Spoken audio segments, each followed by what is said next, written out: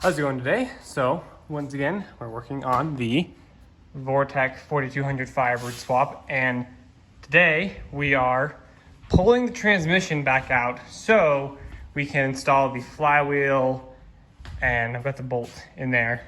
Flywheel's in that mess. We'll be pulling the flywheel or installing the flywheel. Might be doing the clutch, I don't know yet. We'll be doing a few things. I don't know entirely everything we're doing today, but regardless, the first step is getting the transmission out. So I've just been kind of working on getting transmission pulled. So I'm gonna keep doing that. I will update you guys with more progress. So as you can see, I did get it out and on the ground safely. I just need to jack the car up a little bit more to slip it out. But I also need to support the engine by the back because obviously, since most of the weight's held up in the front, nothing holding the back of the engine up. So I gotta keep the engine supported in the rear that I don't strain the engine mounts too badly. So I'm gonna get this out the rest of the way and then we'll take a look up in there. So transmission is out, which means now I can crawl under here and bada bing bada boom, we can install the flywheel and clutch. I got some brand new, they're actually Ford, they're for a Ford 5.8, I don't know, it's for a Ford V8, but they're what people recommend using for these engines for the flywheel bolts. I just need to get some Loctite because everyone recommends using Loctite, so I got to get that. But after that, we can put the flywheel on, which will be minty. But anyway, here, let me actually show you. Let me go grab the flywheel and show you guys kind of what that looks like. All right, so in here, this box, I have the clutch, which is a stage 4 6-puck with a, it can hold up to 500 foot-pound of torque, I believe. There's the pressure plate. Underneath that, we have this flywheel. This was a custom-made flywheel by Tech. This is a custom-made flywheel by them. And then the ring gears from just a Colorado inline 405. It is fairly hefty, but custom-made specifically for the Vortec 4200. It can use both the Colorado-style clutch or a small block Chevy-style clutch. I'm opting to go with the Colorado-style clutch just because I got my hands on one for a good deal. So I have the bolts, obviously I have the flywheel. It was surfaced, so I'll go on that part. But I just need to get it installed, which means I just need to get red Loctite, and we'll throw that on here in a second. So here are the bolts I am using. There's the part number for you guys. But yeah, these are Ford V8 bolts that I'm using with this Tech flywheel for the Vortec 4.2 liter Ameri-Barra. But my plan is I'm gonna get three of the bolts in without Loctite and just kind of hand tighten them down, and then get 3 of them in with the Loctite, pull the other ones out and put the other ones in with the Loctite, just to make it a little bit easier on me.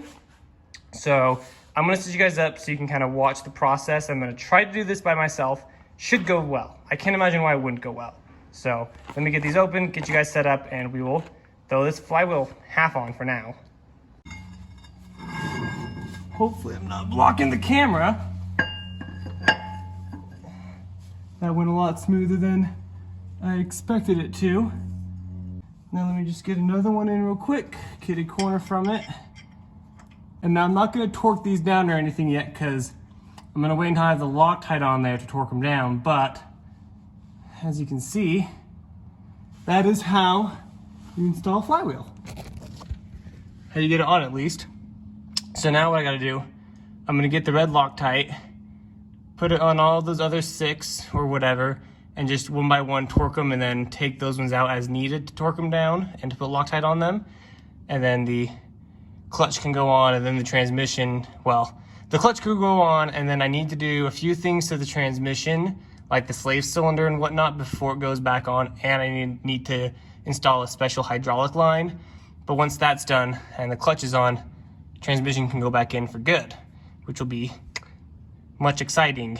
So let me go through, get these all torqued on, and we'll go from there. I got some Loctite, and we're doing red because that's what everyone recommends for this engine and flywheel and whatnot. So got that. Also got a torque wrench to torque, I believe it's 75 foot-pounds.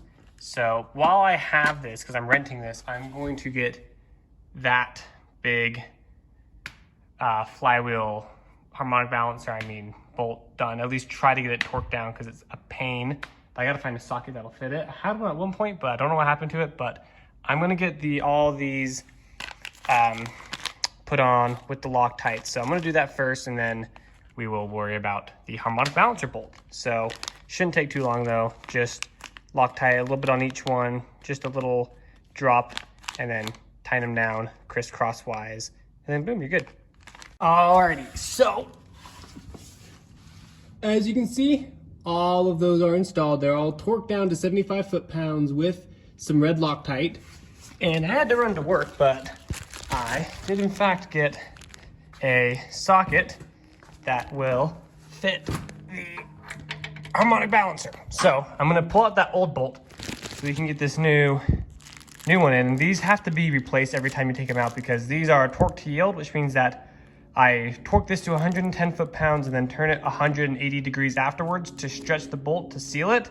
It's also got some sealant on it there, but anyway, very important to replace it. It's also very important to make sure that that harmonic balancer is installed all the way before you put a new bolt in it.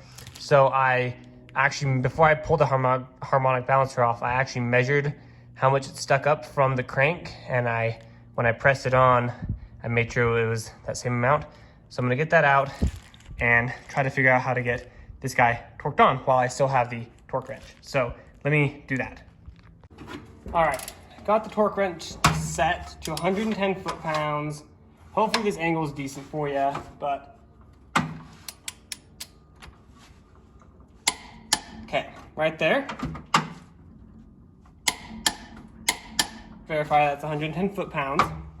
So then the next step is I've got to turn this thing 180 degrees from where it currently is. So that's going to be the difficult part. So what I got to do is I got to basically mark the bolt so I can turn it 180 degrees from that. So let me find something to mark it with, and then we will turn it 180 degrees. All right, so I have this one which was done by a marker, and then this one which I just scratched in just so I have double verification. I don't know how hard this is gonna be, but I'm probably gonna put like my jack handle on a breaker bar and just go at it.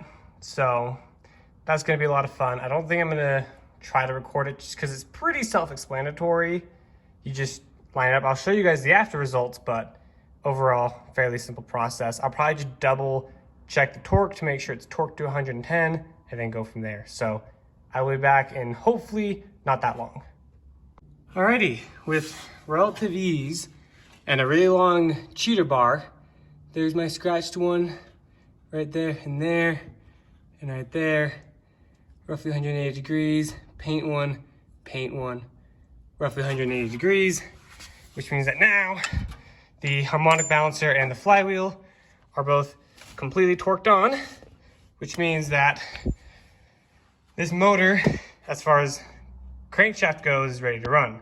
I still obviously need to get starter motor, need to get the clutch on, need to get a pilot bearing and some other stuff and a slave cylinder and stuff, but definitely coming along. I also need to get oil put in it.